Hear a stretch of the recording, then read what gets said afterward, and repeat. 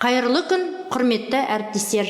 Қазақстан президенті Қасым-Жомарт Тоқаев алғаш рет сындарлы қоғамдық диалог Қазақстанның тұрақтылығы мен өркендеуінің негізі тақырыбында халыққа жолдау арнады. Жолдаудағы мәселе халықты әлеуметтік тұрғыдан қолдау. Әлеуметтік жаңғырудың жаңа кезеңі бағыты бойынша білім беру сапасын жақсарту аясына ерекше тоқталды. Аталған жолдау қоғамды толғандырып жүрген мәселелерге ерекше назар аударатын мәлімдеме. Жолдау арқылы президентіміз Ұлы Абайдың 6 қара сөзінде бірлік, ақылға бірлік деген ойын назарға алып, қоғамдағы атаулы мәселелерге ерекше тоқталу да қоғам үшін маңызды болып отыр. Ағартушы педагог, ғалым Ахмет Байтұрсынұлы айтып кеткендей, ұлттың сақталуына да, жоғалуына да себеп болатын нәрсенің ең қуаттысы тіл деген. Яғни, жақсы әліпби тілге шақ болуы тиіс. Жақсы әліпби жазуға жеңіл болуы тиіс. Әліпбидің жақсысы баспа ісіне қолайлы болуы тиіс. Және қазақ тіліне тән дыбыстардың әрқайсысына жеке-жеке тоқталып, олардың жазылу ретін, орнын, ерекшеліктері мен айырмашылықтарын көрсетіп кетті.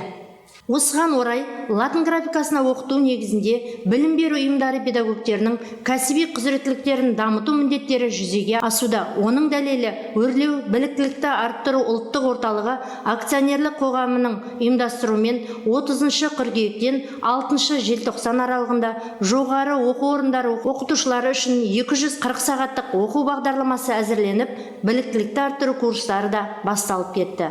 Осы курс барысында оқытушылардың кәсіби құзыреттіліктерін арттыруға бағытталған оқу бағдарламалары, латын графикасындағы қазақ әліпбиі бойынша дұрыс жазуды көрсететін құқықтық күші бар құжаттар, латын әліпбиді оқытудағы коммуникативтік дағдыларды дамыту және пернетақтаны қолдану дағдыларын оқытуда ақпараттық коммуникациялық технологияларды қолдануға бағыт алады.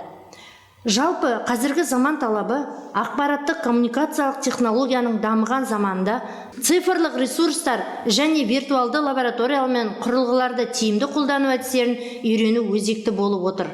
Цифрлық білім беру ресурстары ол жаңаша білім берудің мақсаты мен міндеттерін жүзеге асыруға бағытталған графикалық, мәтіндік, цифрлық, сөйлеу, ән, бейнежазба және тағы да басқа ақпарат көздері болып табылады.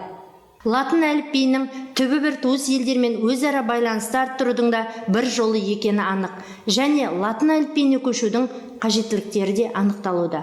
Біріншіден, лингвистикалық қажеттілік. Ол қазақ әліпбиіндегі дыбыстар құрамын қайта қарап, оның табиғи заңдылықтарын сақтау. Екіншіден, саяси қажеттілік. Түркі тілдес елдермен белгілі бір дәрежеде қарым-қатынас жасалады. Және жаһандану тұрғысындағы қажеттілік ол ұлттық құндылықтарымызды сақтай отырып, өркениетті ел қатарына қосылуда тілді сақтап қалу.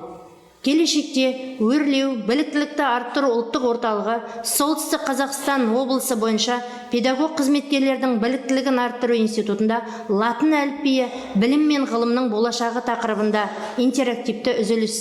Латын әліпбиіне көшу тіліміз үшін жасалған игі қадам тақырыбында дөңгелек үстел және латын әліпбиі ғылыми практикалық мәселелер тақырыбы бойынша онлайн конференцияларды өткізу ұйымдастырылып отыр.